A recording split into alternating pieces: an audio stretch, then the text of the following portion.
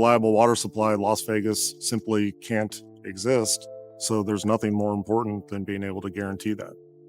So we're seeing a natural drought combined with the beginning of climate change. They said Lake Mead was safe. They were wrong. What's surfacing from the depths has left scientists speechless and millions of people asking the same terrifying question: how long do we have? The water is disappearing faster than anyone predicted, but that's not even the worst part. What monitoring stations are detecting beneath the lake is something nobody saw coming. Lake Mead, the largest reservoir in the United States, has been dropping to levels that would have seemed impossible just 2 decades ago. In the face of these declining reservoir elevations, we are constructing a third intake into Lake Mead in order to access water from the coldest, deepest part of the lake. For millions of people across the American Southwest, this isn't just an environmental statistic. It's a shift that touches everything from the water coming out of their taps to the fundamental sense that the systems they've relied on will continue to work as they always have. The reservoir was created in the 1930s when the Hoover Dam was completed, transforming the Colorado River into what engineers and politicians believed would be a permanent solution to the desert's water scarcity. The dam represented something more than infrastructure. It was a statement that human ingenuity could reshape nature itself, turning an unforgiving landscape into a source of life for entire cities and agricultural regions that simply couldn't exist without it. For decades, that confidence seemed justified. Lake Mead became the primary water source for more than 20 million people. Las Vegas grew from a small desert outpost into a major metropolitan area. Phoenix expanded across the Arizona desert. Agricultural operations in California's Imperial Valley flourished, producing vegetables and crops for markets across the country. All of this depended on the steady supply of water held behind the concrete wall of Hoover Dam. The system worked so reliably for so long that people stopped thinking about it as something that could fail. Water was always there. The reservoir held enough to buffer against dry years. Even when droughts came, as they inevitably did in the desert, the lake's vast capacity provided cushion enough to wait them out. It became easy to assume that this would continue indefinitely. But around the year 2000, something began to change. The water level started dropping, and unlike previous dry spells, it didn't recover when the occasional wet year arrived. The decline was steady, persistent, and seemingly unstoppable. By the early 2020s, the lake had fallen to levels that exposed vast stretches of lakebed that hadn't seen sunlight in nearly a century. Scientists identified what they called a megadrought, a prolonged period of below-average precipitation that extended far beyond the typical climate cycles the region had experienced in recorded history. Snowpack in the Rocky Mountains, which feeds the Colorado River, and ultimately Lake Mead, has been consistently lower than historical averages. Less snow means less spring runoff, which means less water flowing downstream to refill the reservoir. At the same time, demand has only increased. Population growth across the Southwest continues. Cities keep expanding. Agriculture still requires enormous quantities of water. The math became increasingly difficult to balance. More people drawing from a shrinking supply created a gap that widened with each passing year. The visible changes around Lake Mead tell the story in stark terms. Boat ramps that once sat at the water's edge now stand hundreds of meters from the shoreline, leading down to nothing but cracked, dried mud. Marinas have been forced to relocate multiple times, chasing the retreating waterline. The white bathtub ring visible on the canyon walls shows just how far the water has fallen, a pale band of mineral deposits marking where the surface used to be. These aren't just visual curiosities for tourists. The exposed lakebed creates real problems. Wind picks up fine sediment particles and carries them into nearby communities, affecting air quality and creating health concerns. The dried mud cracks into intricate patterns under the desert sun, and when storms do come, the hardened surface struggles to absorb water, leading to increased erosion and sediment flows that further complicate the lake's ecosystem. Local businesses that depended on Lake Mead's recreational appeal have struggled. Fewer boats on the water means less demand for rentals, fuel, and services. Hotels and restaurants that once benefited from steady tourism have seen their customer base shrink. For communities that grew up around the lake, watching it diminish has meant watching their economic foundation weaken. Agricultural areas downstream face their own calculations. Farmers who have been working the same land for generations now have to make decisions about which crops to plant based not on market demand or soil quality, but on whether they'll have enough water to see the harvest through. Some have shifted to less water-intensive crops, others have reduced their planted acreage. These aren't choices anyone wants to make, but they've become necessary. From a distance, this looks like a straightforward climate story. A drier environment, a stressed water system, people learning to adapt to scarcity. But as scientists continued monitoring the situation, they noticed something else, something that didn't fit neatly into the narrative of simple drought and conservation. Geological instruments positioned around the lake began detecting subtle ground movements. These weren't earthquakes in any traditional sense, just tiny vertical shifts, sometimes up, sometimes down, measured in millimeters. Individually, these movements seemed insignificant, but their pattern and persistence caught the attention of researchers who understood what they might represent. When billions of gallons of water sit in a reservoir, they exert tremendous pressure on the rock and soil beneath. The Earth's crust, despite seeming solid, actually responds to these loads. Remove that weight over time and the ground begins to adjust, slowly rising in what's called crustal rebound. Add weight back and it settles again. These processes happen naturally, but they take time and they follow patterns that geologists have learned to recognize. What made the measurements around Lake Mead unusual was their irregularity. The ground wasn't simply rebounding in response to the water loss. It was moving in ways that suggested the underlying rock structure was being stressed in multiple directions at once. The pressure changes weren't happening smoothly or predictably. They were creating a geological environment that hadn't existed before, one where the relationship between the surface and the structures below was being forced into a new configuration. This realization added a layer of complexity that most people hadn't considered. The problem wasn't just about managing water levels, it was about understanding how those changes were affecting the physical foundation of the entire system. A reservoir that had seemed like a stable, controlled environment was revealing itself to be part of a much more dynamic geological situation. The data raised questions that didn't have easy answers. If the water level continued to drop, how would the ground continue to respond? If efforts to refill the lake succeeded, would the sudden return of pressure create its own problems? Were these movements signs of a system adjusting to new conditions, or were they early warnings of something more serious building beneath the surface? At this stage, these concerns remained largely within scientific circles. The public conversation still focused on water conservation and management strategies. The belief persisted that with the right policies, the right technology, and enough collective effort, Lake Mead could be stabilized and restored to something approaching its former capacity. It seemed like a problem with clear solutions, one that required sacrifice and discipline, but could ultimately be solved. Yet the geological signals suggested that the situation might be more complicated than it appeared. The lake wasn't just a container of water that could be filled or emptied at will. It was part of a larger system, one that included the rock beneath it, the river feeding it, the climate patterns affecting it, and the millions of people depending on it. All of these elements were connected, and changing one meant affecting all the others in ways that weren't always immediately obvious. When Lake Mead's water levels reached points that triggered federal emergency declarations, the response from government agencies and water managers was swift and comprehensive. The situation demanded action, and the prevailing belief was that with proper coordination and scientific management, the reservoir could be brought back under control. Emergency meetings brought together representatives from 7 states that depend on the Colorado River, along with federal officials and technical experts who had spent their careers studying water systems. The result was a series of agreements that would have been unthinkable just a few years earlier. States agreed to mandatory reductions in their water allocations, accepting cuts that affected millions of residents and vast agricultural operations. Arizona, Nevada, and California, the 3 states most directly dependent on Lake Mead, negotiated specific reduction targets that would force significant changes in how water was used across the region. These weren't suggestions or voluntary guidelines. They were binding commitments with enforcement mechanisms and penalties for non-compliance. Urban areas launched public awareness campaigns aimed at changing daily habits that people had never questioned before.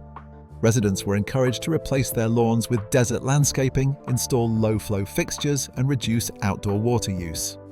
Some cities offered rebates for water-efficient appliances and provided free water audits to help households identify where they could cut consumption. The message was clear and repeated constantly through every available channel. Everyone needed to use less water, and they needed to start immediately. The campaigns had measurable effects. Water consumption in Las Vegas, for instance, dropped significantly as residents and businesses responded to the call for conservation. Grass lawns became less common. Swimming pools were covered when not in use. Hotels and casinos, major water users in the entertainment capital, invested in recycling systems and efficiency upgrades. Similar patterns emerged in other cities across the region, with people adapting their lifestyles to match the new reality of water scarcity. Agricultural operations faced even more dramatic adjustments. Farmers who had been allocated specific water rights for decades suddenly found those rights reduced. Some chose to leave fields unplanted rather than risk investing in crops they might not be able to irrigate through the growing season. Others switched to crops that required less water, even if those crops were less profitable. Agricultural communities that had built their entire economy around water-intensive farming had to reconsider fundamental assumptions about their future. Alongside these policy changes, technical experts offered what seemed like rational solutions based on improved understanding and better tools. The argument was that Lake Mead's problems stemmed not just from water scarcity, but from outdated management approaches that didn't account for modern climate realities.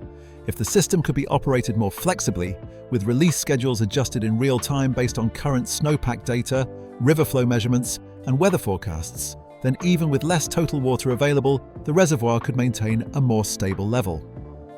New monitoring technology was installed throughout the Colorado River Basin. Sensors tracked everything from soil moisture to snowpack depth to river flow rates at dozens of locations. This data fed into computer models, designed to predict future conditions and optimize water releases from Lake Mead and other reservoirs in the system. The goal was to move away from fixed schedules based on historical patterns and toward dynamic management that could respond to conditions as they developed. Additional proposals aimed at finding new sources of water or making better use of what was available. Water recycling programs expanded, with treated wastewater being returned to the system rather than discharged into oceans or evaporation ponds. Desalination projects in coastal areas were explored as potential ways to reduce demand on the Colorado River. Infrastructure improvements promised to reduce losses from leaky pipes and inefficient distribution systems. Each initiative added another piece to what was presented as a comprehensive solution. The overall message was one of cautious optimism. Yes, the situation was serious, but human ingenuity and cooperation were responding appropriately. The cuts were painful but necessary. The technology was available, the political will existed. If everyone played their part, Lake Mead could stabilize at a lower but sustainable level, and the crisis could be managed without catastrophic consequences. This narrative dominated public discussion and provided a framework that made the problem feel solvable. However, within the scientific community studying the geological aspects of Lake Mead, a different conversation was taking place.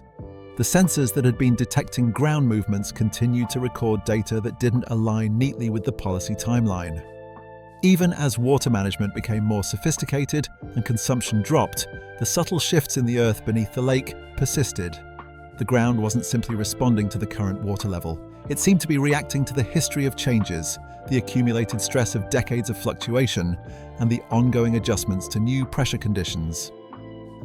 Some researchers began expressing concern about what might happen if the management strategies succeeded too well.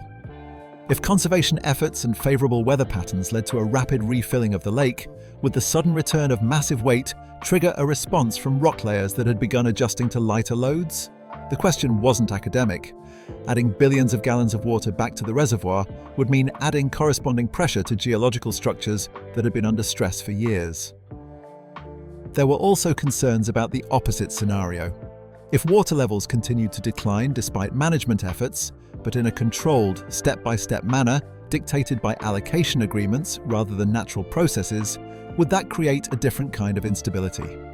Natural systems tend to find equilibrium through gradual adjustments over long periods. Forcing a system to change according to human schedules, even well-intentioned ones, might prevent those natural balancing mechanisms from working properly. These concerns centered on a fundamental question about what stability actually meant in this context. The policy goal was to stabilize the water level, to find a new normal that could be maintained indefinitely. But stability on the surface didn't necessarily mean stability in the deeper geological structures. The rock layers and fault lines beneath Lake Mead operated on different timescales and responded to different forces than the political and economic systems trying to manage the water above. A few scientists cautiously suggested that some of the management interventions, despite being designed with the best available data and models, might actually be adding complexity to an already stressed system. Each adjustment to release schedules, each change in operating procedures, each new variable introduced into the management equations created another factor that the geological system had to respond to. Instead of allowing the system to find a new equilibrium naturally, even if that equilibrium was at a lower water level, the constant interventions might be preventing any stable state from forming. This created an uncomfortable possibility that rarely made it into public discussions. What if the very efforts to save Lake Mead were inadvertently making the underlying situation more precarious? Not because anyone was acting recklessly or ignoring science, but because the full complexity of the system, the interactions between water, rock, climate, and human intervention, exceeded what even the most sophisticated models could predict with confidence. The geological monitoring data suggested that Lake Mead had entered a transitional state where old patterns no longer applied, but new stable patterns hadn't yet emerged. In such conditions, systems can become hypersensitive to changes. Small adjustments that would normally be absorbed without issue can trigger disproportionate responses. The predictable behavior that managers depend on when making decisions becomes unreliable. Despite these concerns, they remained largely confined to academic papers and specialist conferences. The dominant narrative, the one that shaped policy and public understanding, continued to emphasize human agency and technological capability. The belief persisted that with enough data, enough cooperation, and enough careful management, the situation could be controlled. Lake Mead would be saved through intelligent intervention, and the region would adapt to a future with less water but maintained stability. Yet beneath that confidence, the geological record continued accumulating. The ground kept moving in its slow, nearly imperceptible way. The system kept responding to pressures that humans could measure but not fully control. And a gap widened between the timescale of policy decisions and the timescale of geological processes, between what people believed they were achieving and what the deeper structures of the Earth were actually experiencing. That gap, invisible to most, would become increasingly important as the situation continued to develop. On the surface, the narrative around Lake Mead maintained a steady tone of measured progress. Water management reports highlighted successful conservation efforts. News coverage discussed the adjustments people were making and the sacrifices communities were accepting. The story being told was one of a society rising to meet a difficult challenge, implementing solutions that would gradually bring the system back into balance. But underneath that carefully maintained message, the actual behavior of the lake and its surrounding environment began telling a different story. Seismic monitoring stations positioned around the reservoir started recording an increase in minor tremors and ground movements. These weren't earthquakes in the sense that would alarm the general public or make headlines. They were small oscillations, barely perceptible, the kind of activity that only shows up on sensitive instruments designed specifically to detect such subtle changes. But their frequency was increasing and their pattern was becoming less predictable. Geologists studying the data noticed that these movements weren't following the straightforward pattern that would be expected from simple crustal rebound as water weight decreased.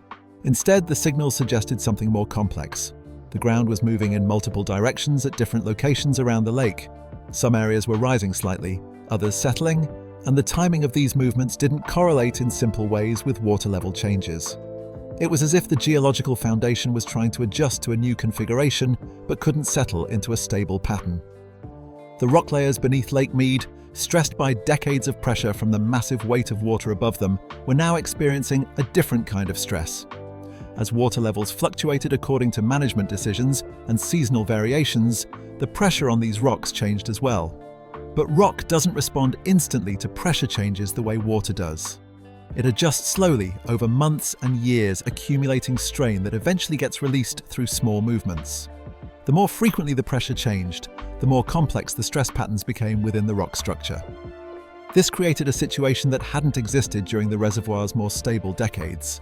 When Lake Mead maintained relatively consistent levels, the geological structures beneath it had time to reach equilibrium with the overlying weight. The system, both water and rock, existed in a balanced state. But as water levels began their extended decline, interrupted by occasional recovery periods and punctuated by management interventions that altered release schedules, that equilibrium was lost. The system entered a state of continuous adjustment with no clear endpoint. Some researchers began describing Lake Mead as being in a transitional zone, a period where the old stability had broken down but new stability hadn't yet formed. In such zones, systems become more sensitive to disturbances. Changes that would normally be absorbed without significant impact can trigger larger responses because the system lacks the buffering capacity that comes from being in a stable state.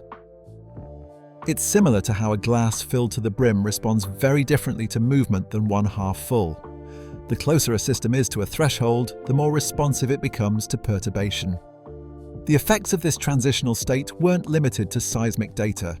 The physical environment around Lake Mead began showing signs that something had shifted beyond simple water level changes. Sections of the shoreline became less stable, even when water levels weren't changing dramatically. In some areas, sediment layers that had been stable for decades started slumping, altering the underwater topography in ways that affected how water circulated within the reservoir. Water quality monitoring revealed patterns that puzzled scientists.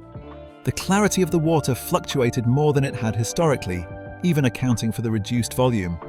Dissolved oxygen levels, critical for aquatic life, showed unexpected variations that didn't correspond to obvious causes like temperature changes or algae blooms. Chemical composition measurements detected subtle shifts in mineral content that suggested changes in how water was interacting with the lakebed and surrounding rock. These water quality changes had cascading effects on the ecosystem. Fish populations, already stressed by habitat loss as the lake shrank, faced additional challenges from the less predictable water conditions. Spawning behavior became erratic. Some species that had thrived in Lake Mead for decades started showing population declines that couldn't be explained solely by reduced habitat. The lake's ecosystem was losing its resilience, its ability to maintain stable populations despite environmental variation. Ecologists observed that the food web within the reservoir was becoming less robust. Smaller organisms at the base of the food chain responded to water quality fluctuations with population swings that rippled upward. When conditions favored their growth, they multiplied rapidly.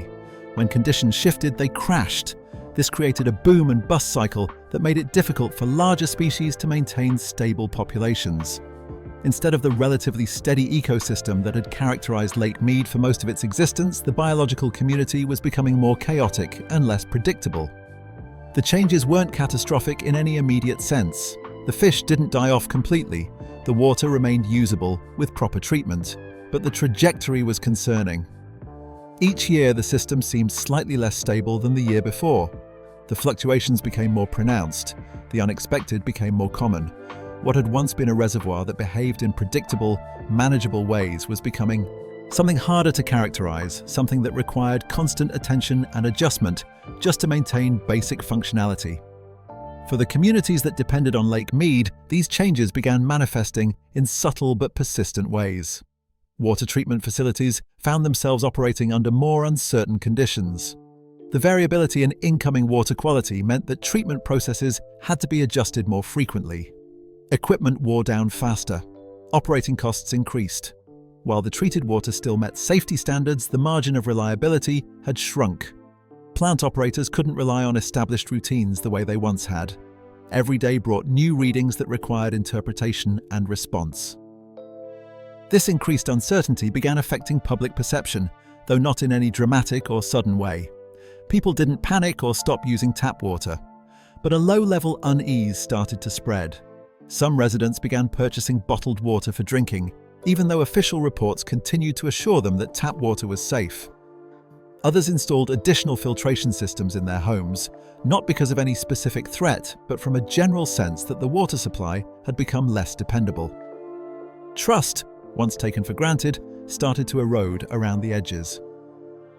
Local businesses tied to Lake Mead's recreational appeal faced their own version of this erosion. Tourists became less interested in visiting a reservoir that looked increasingly depleted. Boat launches moved farther from facilities. The water sometimes looked murky. The whole experience felt less appealing than it once had. Rental operations saw declining business. Lakeside restaurants and hotels struggled with reduced customer traffic. The economic impact wasn't sudden enough to trigger emergency responses, but it was persistent enough to make business owners question their long-term viability. The psychological impact spread beyond those directly tied to the lake. Residents of the broader region who had always taken Lake Mead's presence for granted began experiencing something harder to define. It wasn't quite fear and wasn't quite denial. It was more like a persistent, low-level concern that the systems they depended on weren't as solid as they had always assumed. Every news story about water restrictions, every report of lower lake levels, every mention of conservation measures reinforced the sense that something fundamental had changed. This accumulation of small impacts created a feedback loop. Environmental instability led to increased operational costs. Higher costs led to more cautious behavior among both institutions and individuals. Caution led to reduced economic activity. Economic pressure led to questions about management decisions. Questions led to eroding trust.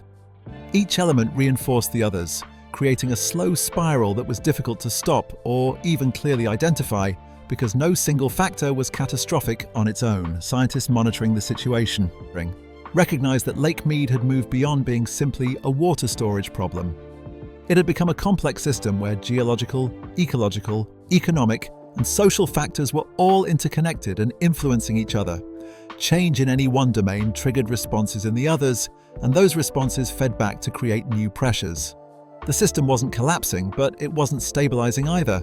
It was cycling through states of increasing instability, never quite recovering from one perturbation before the next arrived. The real concern wasn't about any single measurement or trend. It was about the pattern as a whole.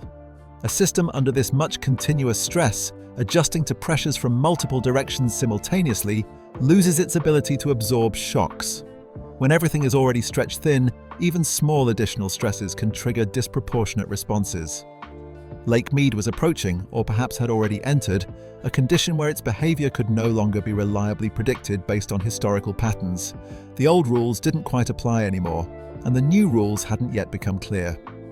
The changes around Lake Mead began as minor inconveniences that people could easily rationalize. The water from the tap occasionally had a different taste. Treatment facilities sent out notices more frequently, reassuring residents that everything remained within safe parameters, but explaining temporary adjustments to processing methods. These notices became so routine that many people stopped reading them carefully, filing them away mentally as background noise in an increasingly complicated world. But for others, each notice reinforced a nagging sense that something had shifted in ways that official reassurances couldn't quite address. The first tangible impact that reached into household budgets came through water bills. As treatment facilities had to work harder to maintain quality standards from increasingly variable source water, their operating costs rose. More chemicals were needed. Equipment required more frequent maintenance. Staff had to monitor conditions more closely, which meant more labor hours. These costs, distributed across millions of customers, showed up as incremental increases in monthly bills.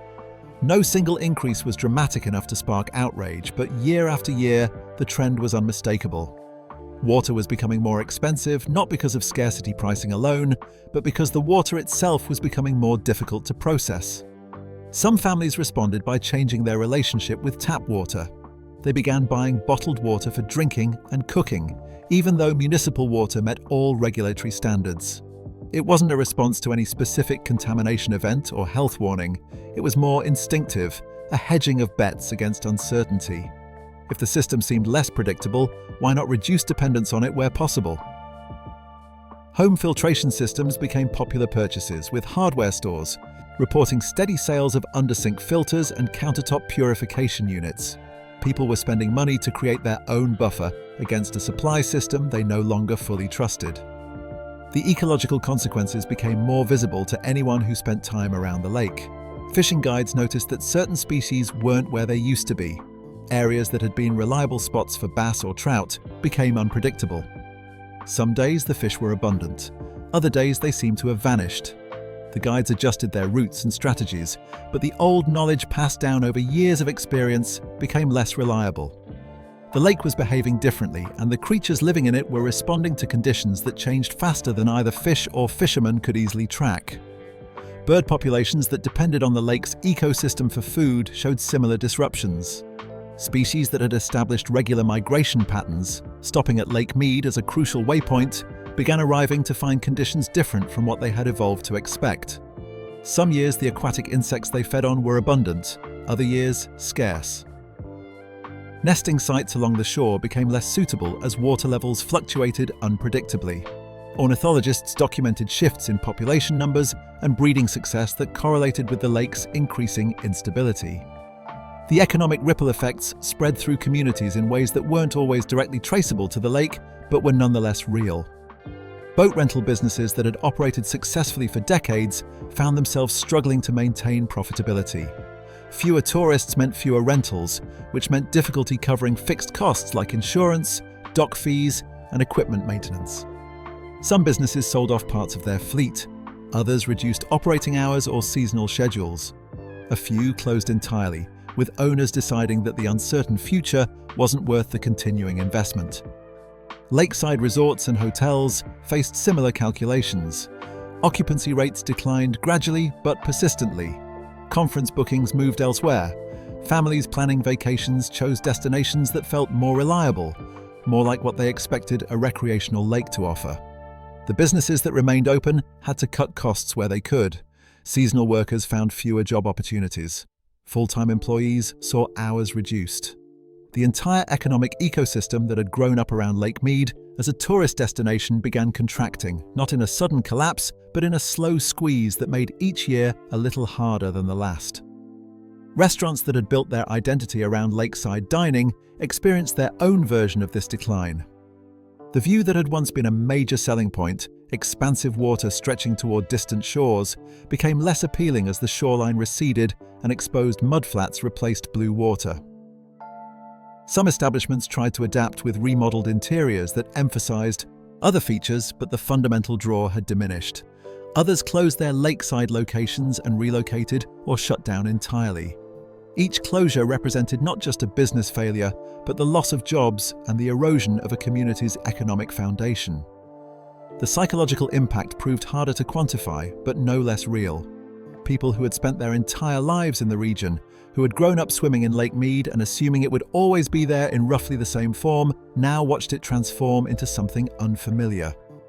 The landmarks they had used for navigation disappeared underwater or became exposed on dry land.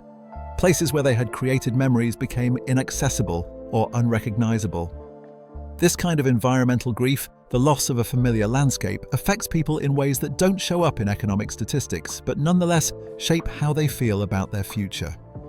Public meetings about water management became increasingly tense. Residents demanded answers to questions that officials often couldn't satisfactorily address. Why did the lake keep dropping despite conservation efforts? Who was responsible for deciding which communities bore the greatest burden of water cuts? What happened if the current strategies failed? The officials, working with the best available data and models, could explain their decision-making processes and show projections, but they couldn't offer the certainty that people wanted. They couldn't promise that things would return to normal because normal no longer seemed like a realistic possibility. This erosion of trust extended beyond water managers to institutions more broadly. If the experts couldn't predict or prevent what was happening to Lake Mead, what did that say about other systems people depended on? The questions spilled over into discussions about infrastructure, climate projections, and government competence. Lake Mead became a symbol of something larger, a concrete example of systems that were supposed to be under control, revealing themselves to be more fragile than anyone had admitted. Agricultural communities downstream faced the most immediate existential questions. Water allocations had been cut multiple times, and each cut meant difficult decisions about land use. Fields that had been productive for generations were left fallow because the water needed to grow crops simply wasn't available. Farmers who had invested their lives in working the land found themselves questioning whether their children would be able to continue the family operation. Some sold their water rights to urban areas where they commanded higher prices, effectively ending agricultural use of that allocation permanently. The social fabric of farming communities began to fray under this pressure. Neighbors who had cooperated for decades found themselves competing for limited resources. Tensions rose over who deserved priority access to remaining water supplies. Long-standing relationships became strains.